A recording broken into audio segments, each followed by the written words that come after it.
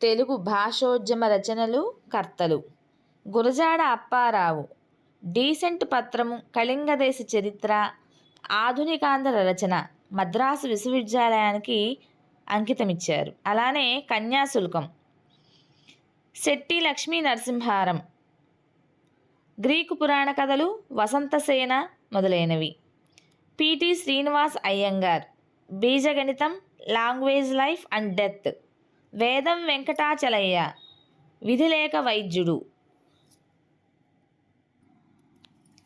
తాతా సుబ్బరాయ శాస్త్రి ఆంధ్ర భాషా సంస్కరణ, వజ్జల చిన సీతారామ శాస్త్రి ఆంధ్ర భాష, పానుగంటి లక్ష్మీ నరసింహం గ్రామ్యవాద విమర్శనం, మల్లాది సూర్యనారాయణ శాస్త్రి గ్రామ్యమా గ్రాంధికమా, పురాణపండ మల్లయ్య శాస్త్రి ఆంధ్ర భాషా సంస్కరణ విమర్శనం, గిడుగు రామ్మూర్తి ఆంధ్ర పండిత బిషక్కుల భాషా భేషజం, బుర్రా శేషగిరిరావు విమర్శనా దర్శనం,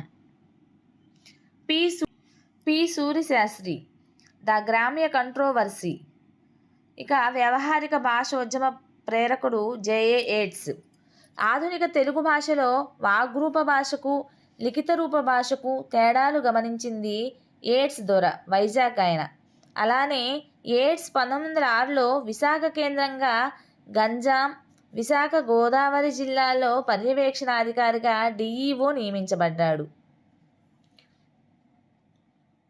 ఏట్స్ దొర తెలుగు భాషలోని అనుమానాలను నివృత్తి చేసుకోవడానికి విశాఖపట్నంలోని ఏవిఎన్ కళాశాల ప్రిన్సిపల్ శ్రీనివాస్ అయ్యంగార్ని కలిసి తెలుసుకున్నారు.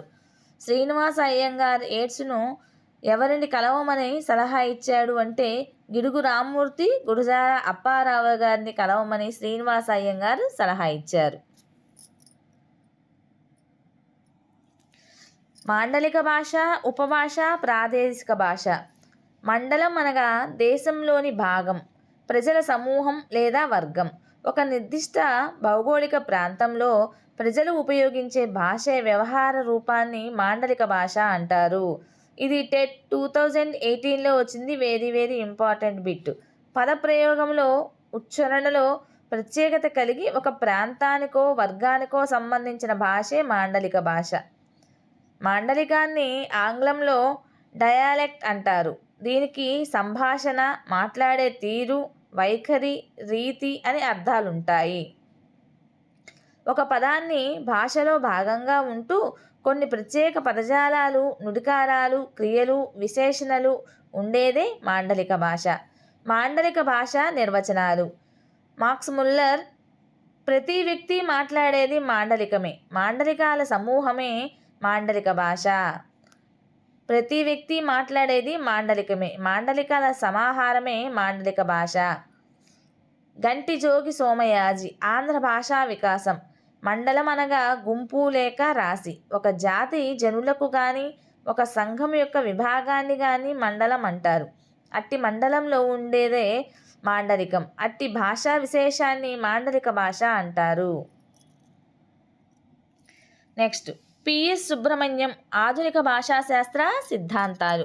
ఒక భాషకు ప్రజల వ్యవహారంలోని పదాలలోనూ, వాటి ఉచ్చారణలోనూ, ప్రత్యయాలలోనూ, పదాల అర్థాలలోనూ భేదాలు ఉండి ఆ భాషలో రకాలు ఉంటాయి. ఒకే భాషకు ఉన్న ఇటువంటి రకాలే మాండలికాలు.